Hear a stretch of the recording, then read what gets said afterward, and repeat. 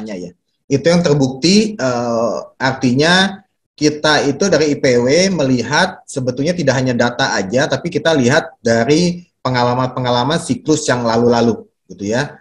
Tapi yang penting kan bukan ke belakang, yang penting kita ngeliat ke depan seperti apa. Kembali lagi, ini bukan yang akurat juga yang akan saya sampaikan nanti akan terjadi seperti ini, enggak gitu. Tapi ini nanti saya lebih mau sharing apa yang akan terjadi, apa isu-isu yang mungkin kita harus waspadai lah semua, gitu ya.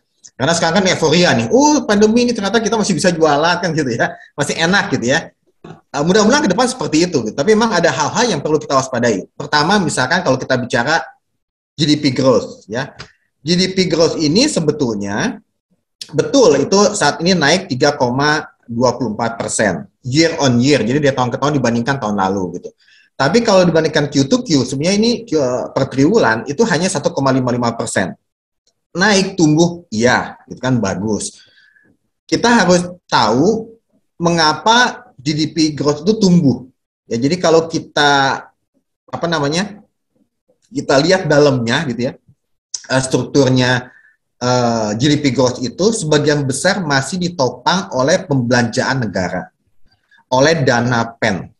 Jadi pemerintah gelontorin uang, ya, dana pen itu 700 triliun, ya, kemudian ada dana-dana apa lagi, termasuk infrastruktur, ini untuk mengangkat ekonomi. Sektor realnya belum jalan. Ya, belum jalan sepenuhnya, gitu ya. Nah, tapi kalau kita lihat trennya memang bagus, ya. Di sini kalau kita lihat di bawah ini yang pertambangan, ya, ini pertambangan 7,78, perdagangan masuk di sini, ya. Perdagangan reparasi, konstruksi pun naik, ya, ini semua naik. Ini satu poin yang menurut kita cukup memberikan harapan lah, gitu ya.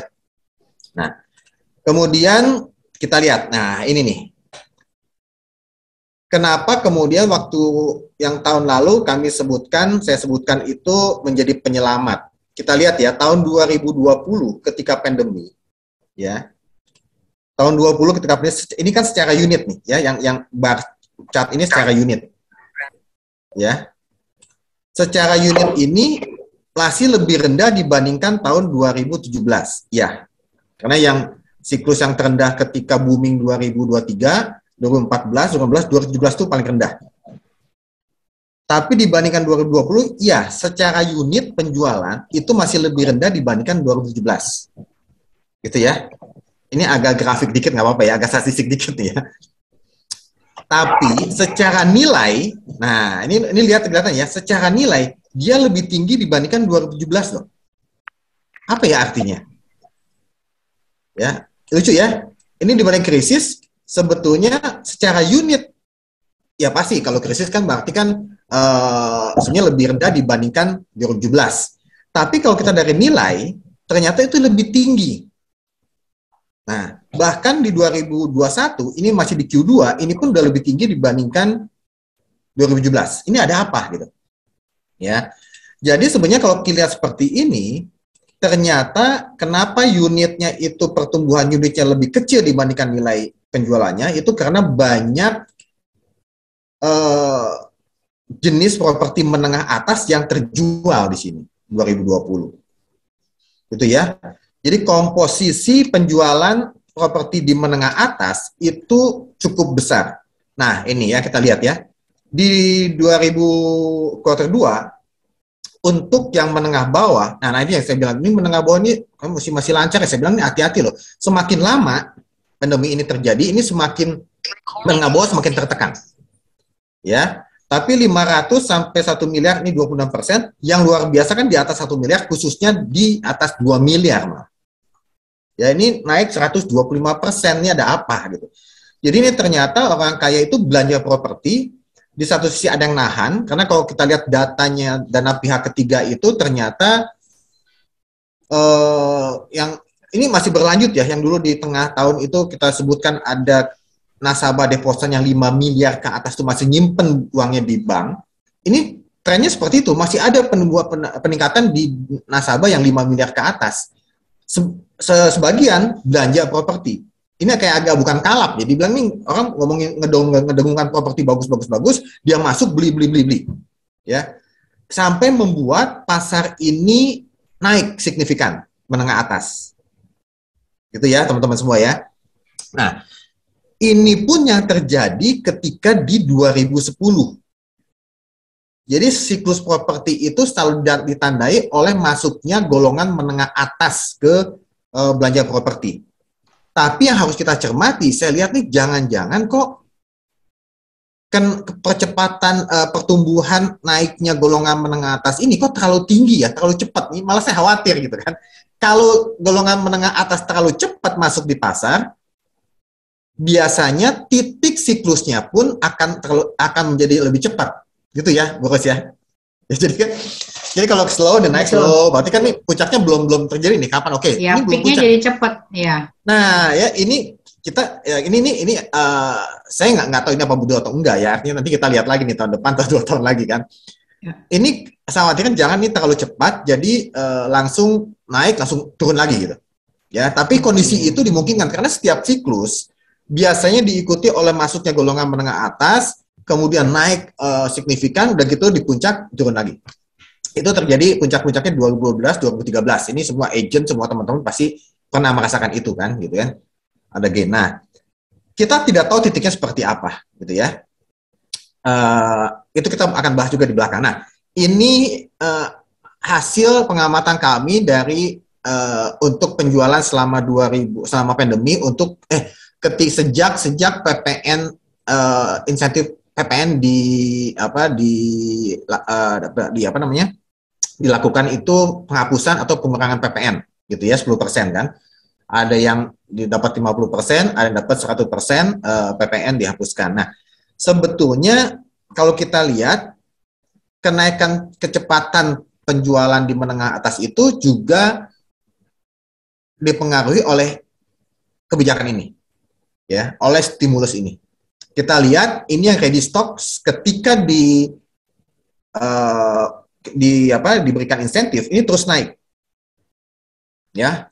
Sampai Q3 2021. Makanya kenapa kemudian kami dengan Ray juga, ini ada Pak Ignes juga dari Ray, kita coba ngedorong juga, kita minta perpanjangan lagi sampai 1 tahun. Karena otomotif aja isunya itu udah dapat lampu hijau. Biasanya kalau otomotif dapat lampu hijau, properti ikutan tuh biasanya gitu ya. Mudah-mudahan seperti itu.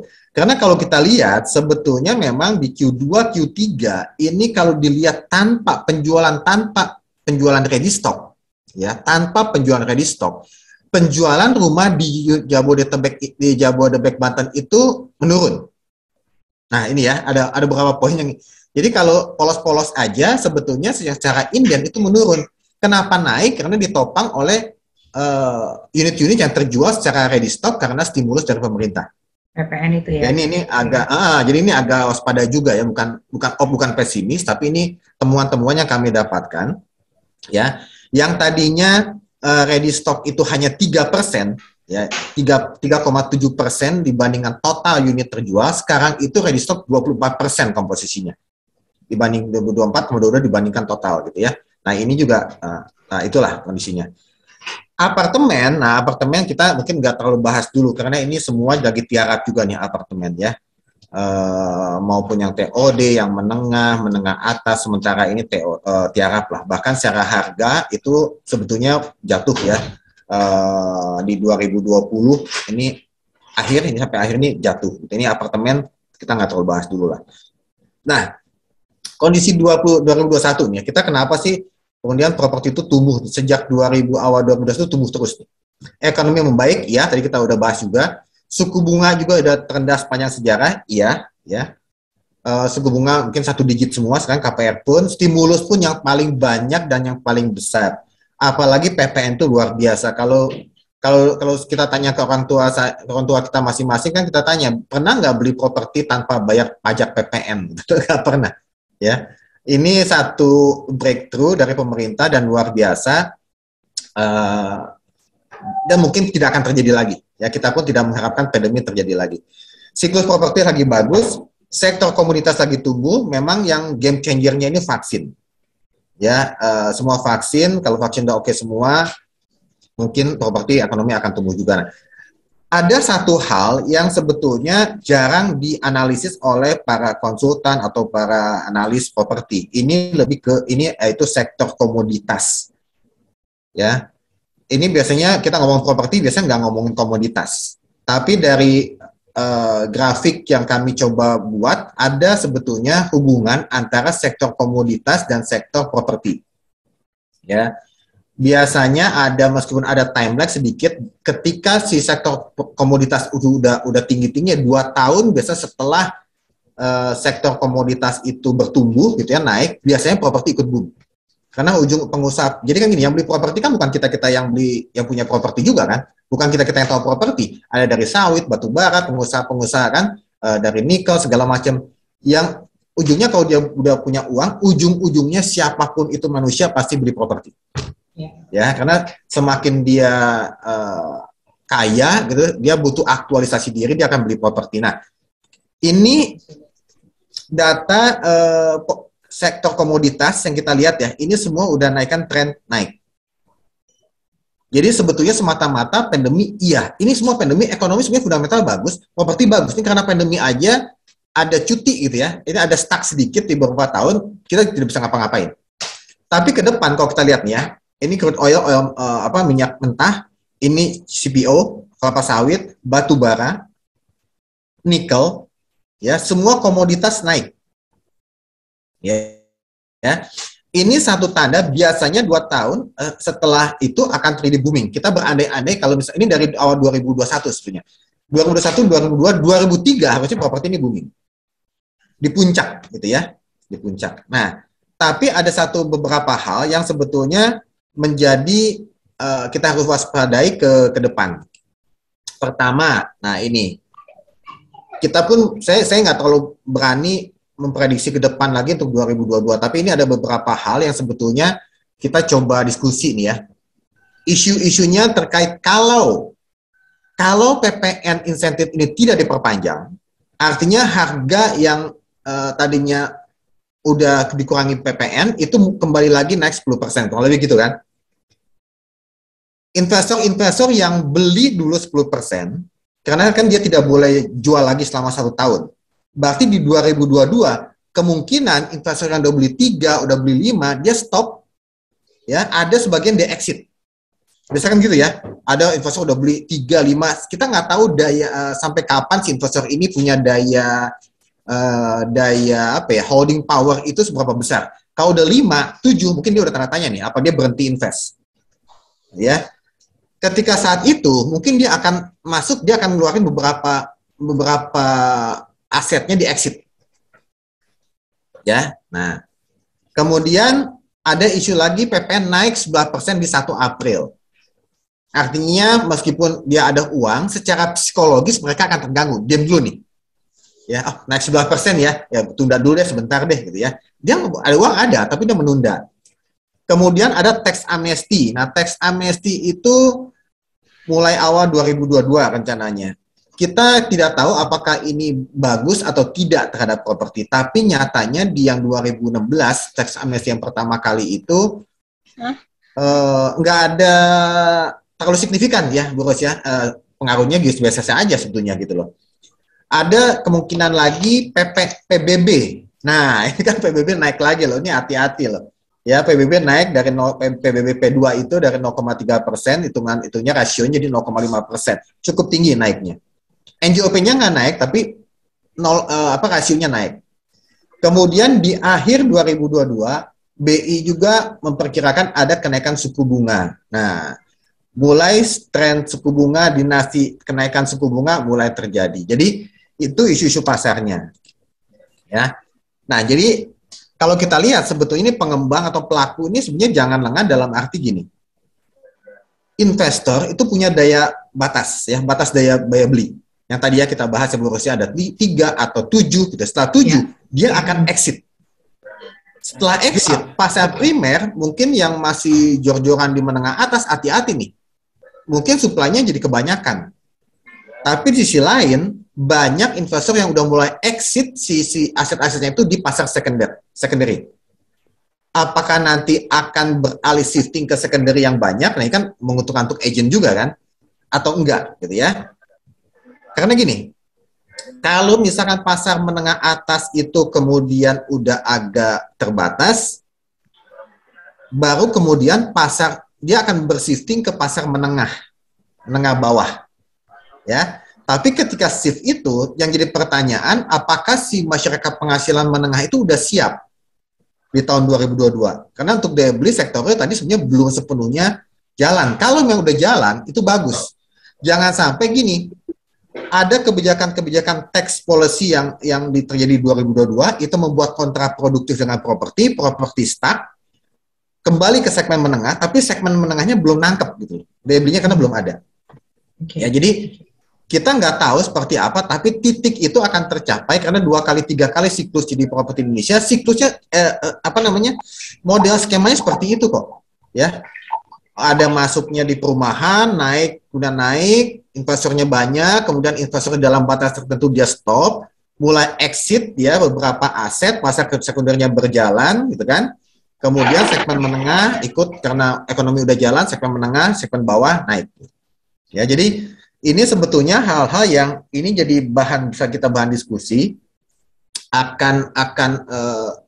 ini akan banyak pendapat sih pasti akan banyak. Tapi itu temuan-temuan yang mungkin kita bisa waspadai ke depan gitu ya, supaya bisa lebih antisipasi lah gitu kalau lebih seperti itu. Oke. Gitu Bos. Ya, siap. Pak Ismet, Pak Ismet. Ya. Oke, ini benar-benar outlook ya. Jadi fenomena kemungkinan tadi exit dari kalangan menengah ke atas kayak, sehingga diharapkan masuk ke kalangan menengah gitu ya Pak ya. Kalau kalangan menengah itu masuknya berarti 500 sampai 2M atau berapa Pak? Ya, kalau ini nggak 500 sampai 1M lah itu. Sampai 1M. Oke. Ya. Nah, permasalahannya 500 sampai 1M itu 25 sampai 33 tahun ya, sekitar segitu ya. Kalau mereka apakah sudah bisa bankable ya kalau pemikirannya ya. Nah, tapi kaya-kaya sekarang gue milenial kita kaya-kaya kok. Benar, kaya-kaya, tapi ya gimana? Satu lagi tadi saya lupa ya. Jadi gini, ketika ada kecenderungan yang dulunya dia bisa, ini pun lagi itu kita bahas juga ya di tahun 2020 dan ini akan terjadi betul terjadi di 2021. Yang tadinya dia punya daya beli itu beli rumah 2 miliar gitu ya, mungkin buat bukan dianya, mungkin ke anaknya. Mungkin daya belinya turun jadi 1 miliar gitu, lebih lagi tuh. Yang 1 miliar dia turun ke 500 juta atau 750 juta. Dia sanggup beli 750 juta. Nah, yang di golongan tadinya beli 500 juta dengan adanya pandemi yang berkepanjangan, daya belinya dia tahan dulu. Karena ini semi end user nih ya. 500 daya belinya jadi ke 350 juta gitu. Ya, atau 300 juta lah gitu. Tapi ternyata di golongan ini, di golongan yang dibuat, dia sanggup 300 juta, tapi ketika dia mau beli, dia gengsi untuk beli yang 300 juta, apalagi subsidi. Jadi golongan ini, golongannya 300 sampai 500, mungkin sampai 1M lah, dia saat ini lagi relatif diam nih. Bukan nggak ada dia beli, dia nggak mau beli aja gitu. Karena terlalu murah buat dia, gengsinya ada. Jadi 500 jutaan dia diam. Nah, ketika nanti yang menengah atas ini daya tahannya udah jenuh gitu ya, udah jenuh si investor ini, mudah-mudahan sektornya berjalan, segmen menengah ini akan naik kelas lagi, dia akan beli. Tapi kalau ekonomi daya beli nggak ada akselerasi ekonomi, dia akan tetap diam gitu, dia akan nggak beli.